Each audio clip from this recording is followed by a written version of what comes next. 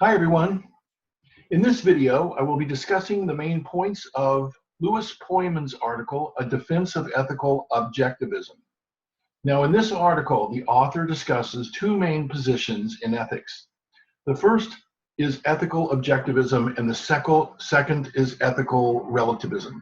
Now let me share the screen with you here. Okay.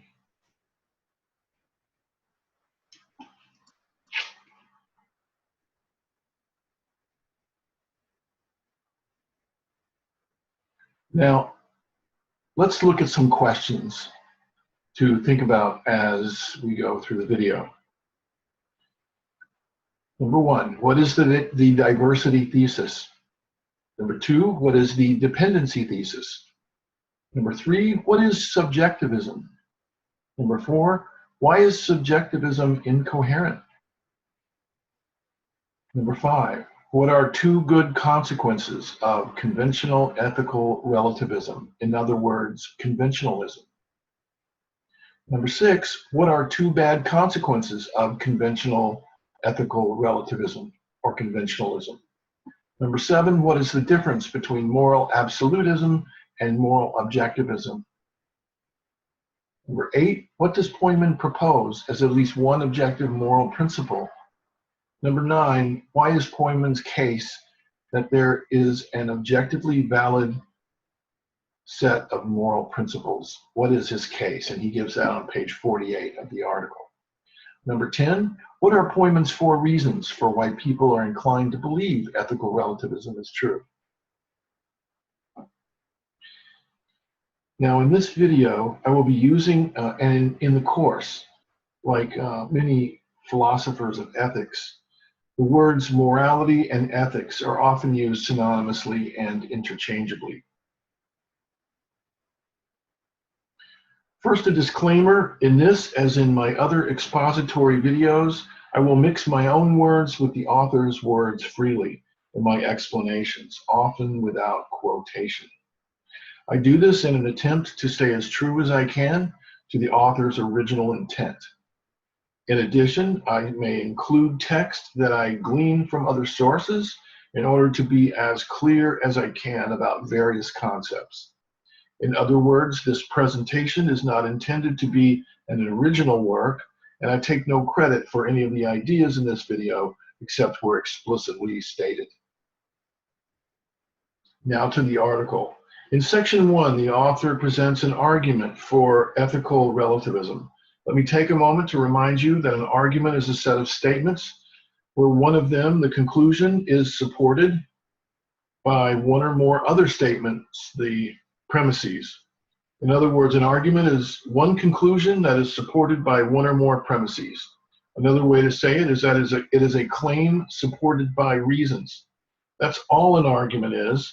So in the argument for ethical relativism that Pojman presents, there are two premises and one conclusion,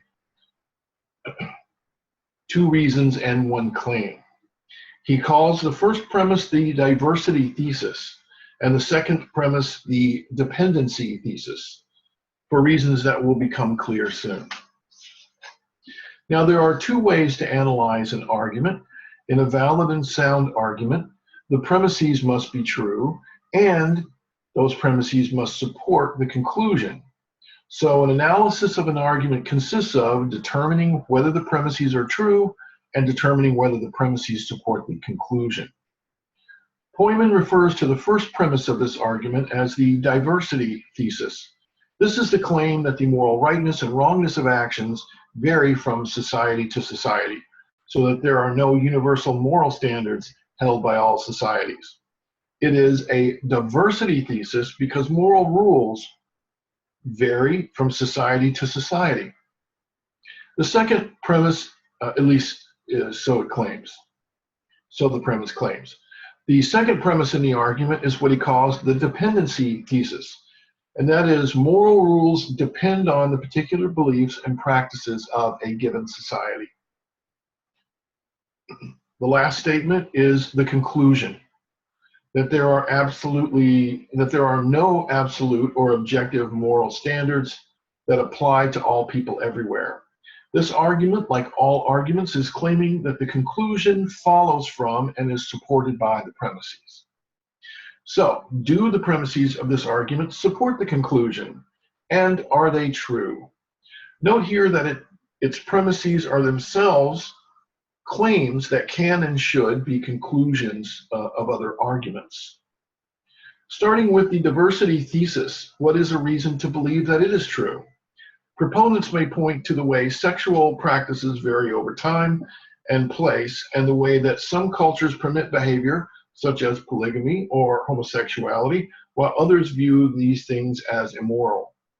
People who would argue that the second premise, the dependency thesis, is true might say that different languages communicate different views of the world that can't be understood by other societies.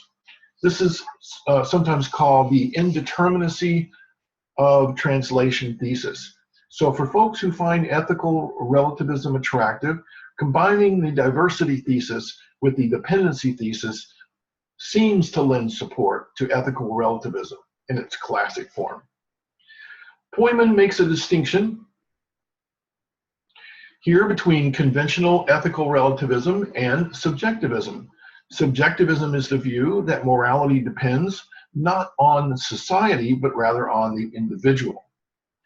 Morality is in the eye of the beholder, say Pojman's students, as you'll recall from the reading. So moral judgments are no more justifiable than judgments about one's favorite food. This makes morality a useless concept, according to Pojman, because there's no way to critique or judge someone else's moral view. Someone else could think that it's right. There's no way to determine what is right and wrong outside of personal taste. Pojman thinks that absurd consequences follow from subjectivism. People do not act in families and communities this way at all. For instance, within a society, we have a common language, common institutions, similar rituals and habits to each other, and we feel one another's joys and sorrows. Moral subjectivism cannot make any sense of this. As a result, in the author's view, this radical individualistic ethical relativism or subjectivism is incoherent. The only plausible view of ethical relativism must be one that grounds morality in a group or culture. This form of ethical relativism is called conventionalism or conventional ethical relativism. Conventional ethical relativism is the view that there are no objective moral principles and that all valid moral principles are justified solely because of their cultural acceptance. This view recognizes the social nature of morality, which is good. Now, there are some good consequences to this and bad consequences to this.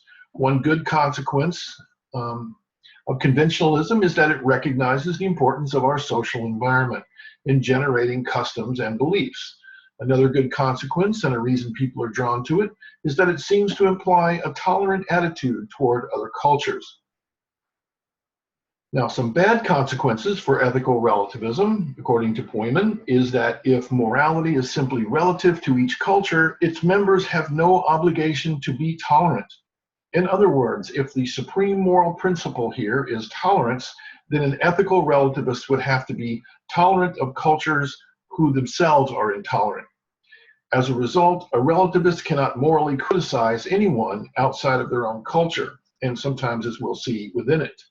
He or she then would have to accept racism, genocide, oppression, and slavery. The whole basis of ethical relativism is that each culture is right in whatever moral views are dominant in that culture. Another disturbing consequence of ethical relativism is that it would seem to follow that moral reformers are always wrong. Sorry, I got a little behind here, or maybe I am too, okay, sorry. I think we're on track now. Another disturbing consequence of ethical relativism is that it would seem to follow that moral reformers are always wrong, since they go against the tide of cultural standards. Yet we normally feel just the opposite, that the reformer is a courageous innovator who is right, someone who fights for the truth against the mindless majority. Figures like Martin Luther King, Jesus, and Gandhi would all have been doing the morally wrong thing because they were going against the social moral standards of the time. Another problem with ethical relativism of the conventional sort is the problem of defining what a culture or society actually is.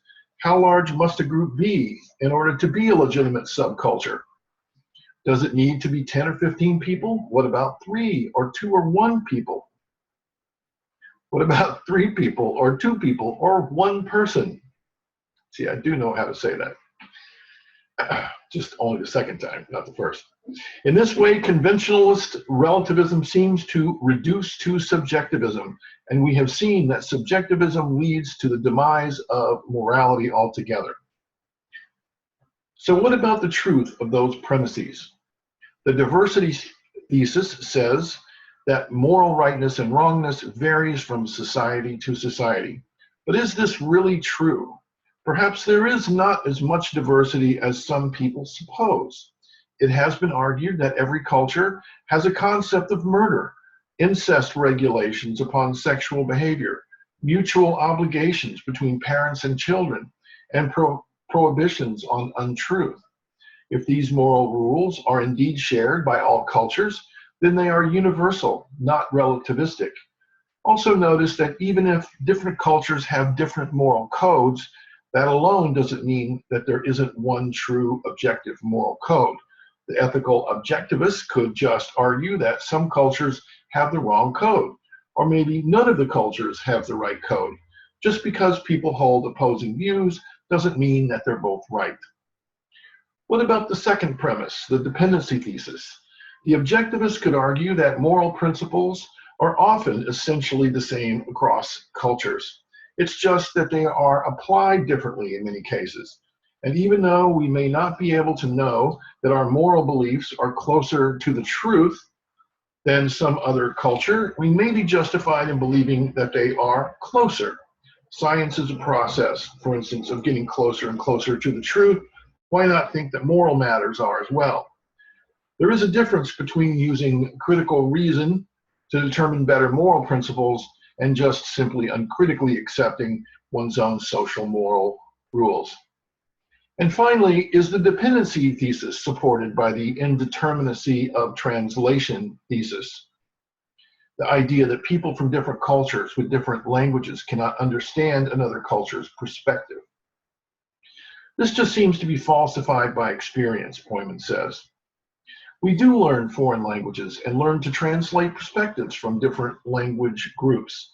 Even if it's difficult to understand what people think in different languages, this does not mean that there's no communication or translation possible at all. General moral principles are precisely those things that can be communicated transculturally. Why is this? Because common features constitute a common human experience among people cross-culturally.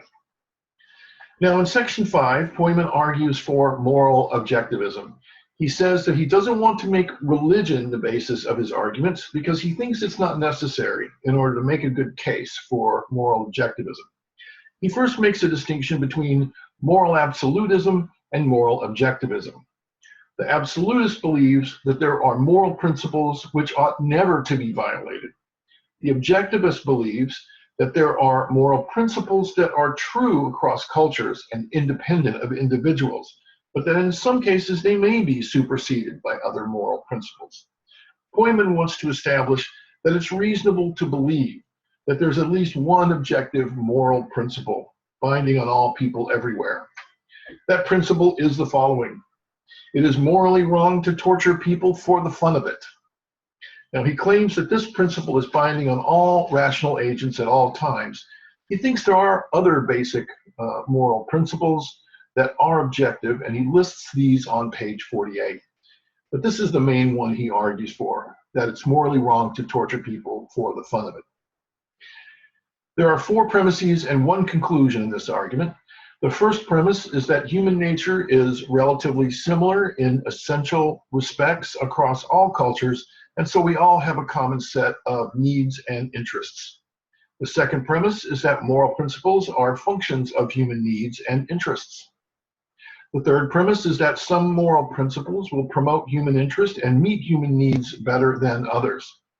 The fourth premise is that those principles which meet essential needs can be said to be objectively valid moral principles.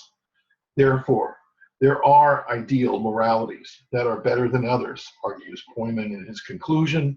These moralities would maintain something like moral goodness, involving relieving suffering, resolving conflict, and the promotion of human flourishing.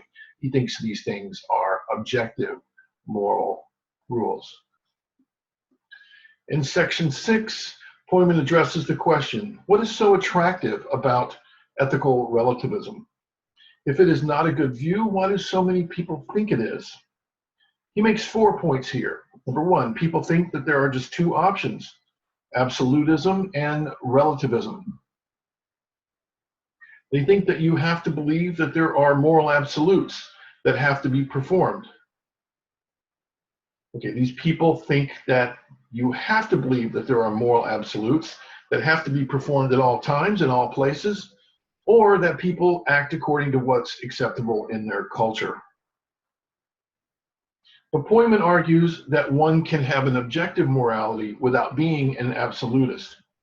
2, there's a confusion between moral objectivism and moral realism. A moral realist is a person who holds that moral values have independent existence. This is not the same as when we say that someone is a realist, when we want to say that they are practical or something like that. This is the sense of realist that philosophers use, the term realism, in a lot of different cases. So a realist is someone who believes that something is actually real and exists. So moral realism is the view that moral rules, or there are some moral rules, that are actually real and exist apart from humans altogether. This is not Pojman's view. He's an objectivist, but not a realist. He's not saying that these exist altogether outside of humans. He's saying that moral rules exist within humans, but they're universal, that all humans believe them, or all humans, that it's good, that there are moral rules that are good for all humans. Number 3, people are afraid that if they believe moral rules to be objective, that will make them in favor of oppressing other cultures for being wrong. But Pojman argues that we don't have to be ethnocentrists about it. We just have to agree that there are better and worse moral principles. By the way, ethnocentrism is the evaluation of other cultures according to preconceptions originating in the standards and customs of one's own culture. Finally, number 4, some people think that the only way morality could be objective is if there is a God who decides what is morally right. But in the words of Pojman, we will still want to live happy, meaningful lives during our years on earth. If this is true, then it matters by which principles we live, and those which win out in the test of time will be objectively valid principles. I hope this video has helped you understand this article. Thank you for your time and attention.